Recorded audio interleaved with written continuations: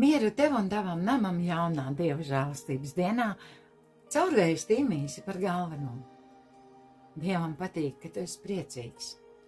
Pāvils, būdams cietumā, rakstīja: priecājieties. Es vēlreiz teikšu, priecājieties. Jūsu lēnība, lai kļūst zināma visiem cilvēkiem. Kā man vajadzētu lēnību, jo es pēc savas dabas esmu diezgan strauja, un tie, kas man pazīst tuvāk, nemaz neteiktu, ka es esmu paraugs dzīvē. Tāda es esmu.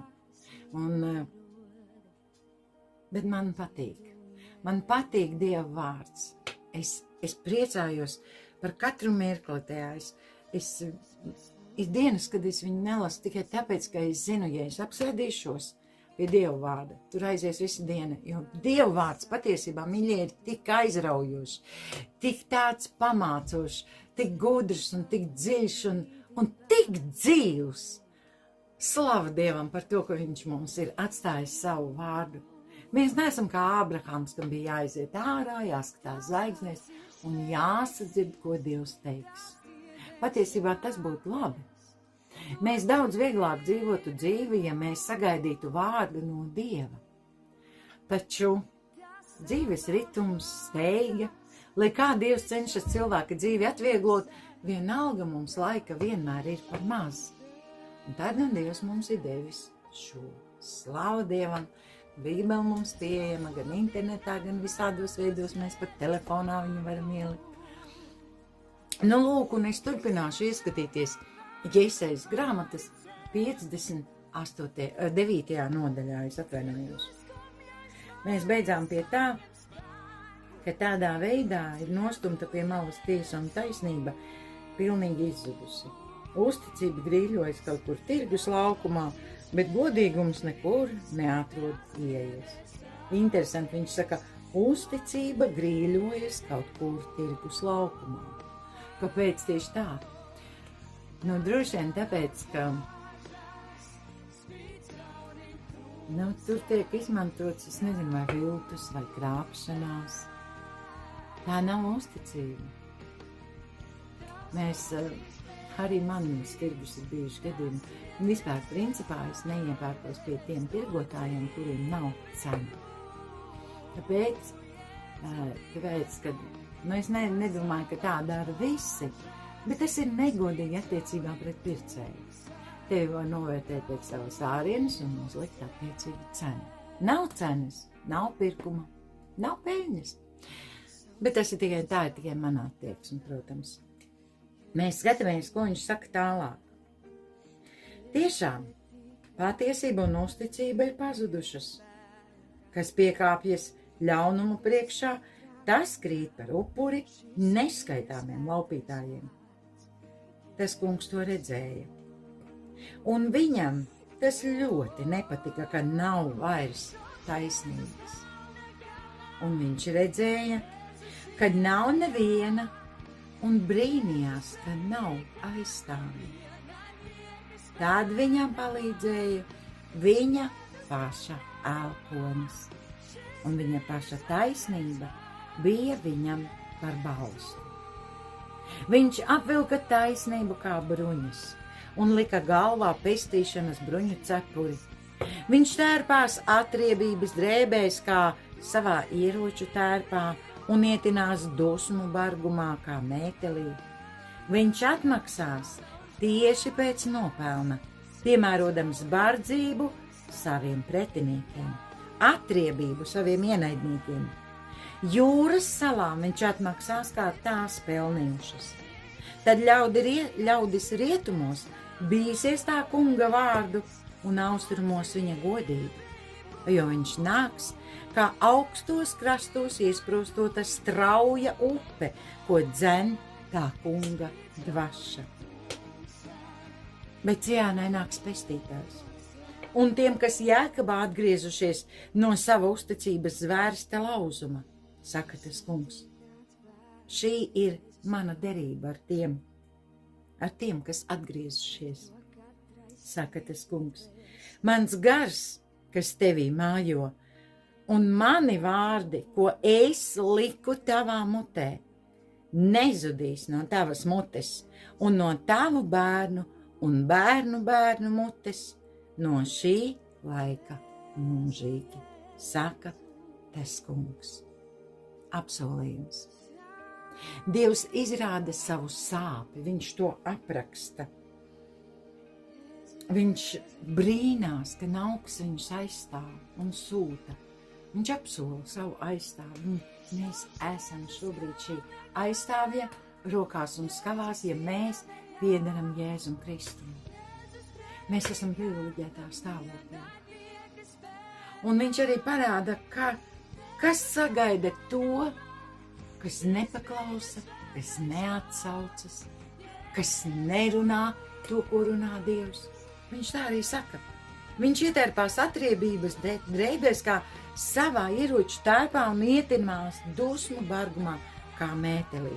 Viņš atmaksās tieši pēc nopelna, piemērodams bardzību saviem pretiniekiem, atriebību saviem ienaidniekiem. Jūras salā viņš atmaksās kā tās pelnījušas. Tad ļautis rietumos bīsies tā kunga vārdu un austrumos viņa godību, jo viņš nāks kā augstos krastos iesprostota strauja upe, ko dzen tā kunga dvaša. Es neesmu bijusi pie upēm, es esmu tikai video vai televīzijā redzējusi, kā krāts, kalnu upes, kas pilnas ūdeņiem, kā viņas krāts, kāda skaņa, kāds troksnis. Es neesmu bijusi pie ūdenskritumiem, ja tu esi bijis, tu noteikti saproti, par ko te saka Jēzus, par ko te runā Dievs. Taču, ko es šeit ieraugu? Es ieraugu, ka mani ienaidnieki ir arī Dieva ienaidnieki. Dievs tērpjas atriebības drēbēs. Mums nav pašiem jāatlīdzina. Mums nav pašiem ar elkoņiem jācīnās par to, lai atrieptu to, ka mums ļauns darīts. Mums drīzāk Bībele saka, paciet ļaunumu. Man pieder atriepšana, es atmaksāšu, saka tas kungs. Un Cijānai nāks pestītājs tiem, kas pievērsīs uzmanību. Salamāna pamācībās un arī daudzās citās grāmatās bieži ir pieminēts vārds ievēro labi, ņem vērā. Man šodien gribas teikt, ņem vērā. Ņem vērā to, ko saka Dievs. Jēzu, viss ir piepildīts. Jēzus ir visu izdarījis. Taču ir lietas, kas ir jādara arī mums. Bez ticības Dievam nevar patikt, bet ja es ticu, tad es runāju. Ja es ticu Dieva vārdam, tā kā tur ir rakstīts, nevis apstākļiem, kas ir man apkārt, kas zīmē man drūmas ainas, tad es runāju to, kam es ticu, vai ne tā? Sekosim tam, ko mēs runājam. Dievam ir svarīgi mūsu vārdi. Tikpat svarīgi, cik tie ir svarīgi vēlnam. Vēlns arī, kāpēc viņš izdara šo spiedienu? Lai saspiežot tevi, iznāktu odze. Un vēlns īsteno savu nodomu, bet Dievs īsteno savu nodomu. Kuru nodomu vēlies piedzīvot tu? Romiešiem vēstulē 12. nodaļā Dievs saka, atjaunojies savā sirdsprātā. Piepildi savu sirdi ar to, ko saka Dievs. Man tādos gadījumos palīdz manas mazās grāmatiņas, kuras, es viņas paņemu periodiski, vajadzētu jau pastāvīgi viņās dzīvot un viņas lasīt.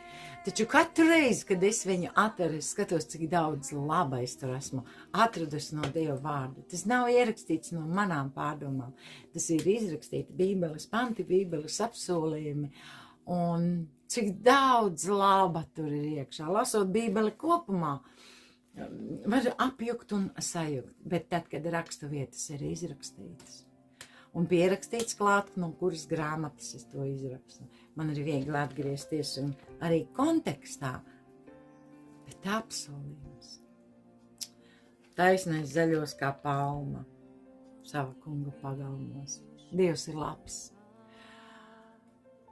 Dievs tā tik ļoti ir cilvēku mīlējis, ka to vispār nevar aprakstīt. To vajag piedzīvot. Un tas ir tas, uz ko es aicinu. Es aicinu tevi tiecies piedzīvot Dievu savā dzīvē. Galu galā viņš nav tālu nevienam no mums. Tuvu pie tevis ir tas vārds tavā mutē un tavā sirdī. Dieva vārds, ko mēs sludinām. Dārgais Jēzu, es pateicos tev par šo dienu. Es pateicos par to svētību sarakstu, ko tu centies un tiecies piepildīt mūsu dzīvē. Tu visu esi piepildījis. Paldies tev, Tēvs. Es tev pateicos, Kungs, par tev žēlastību, laipnību, mīlestību. Es pateicos par tavu dziedināšanu un atjaunošanu. Un, Kungs, es visu laiku lūdzu, piepildi mani ar spēku un enerģiju, bet tagad es saku, piepildi mani ar sevi, jo tu esi dzīvība, tu esi spēks un tu esi enerģija.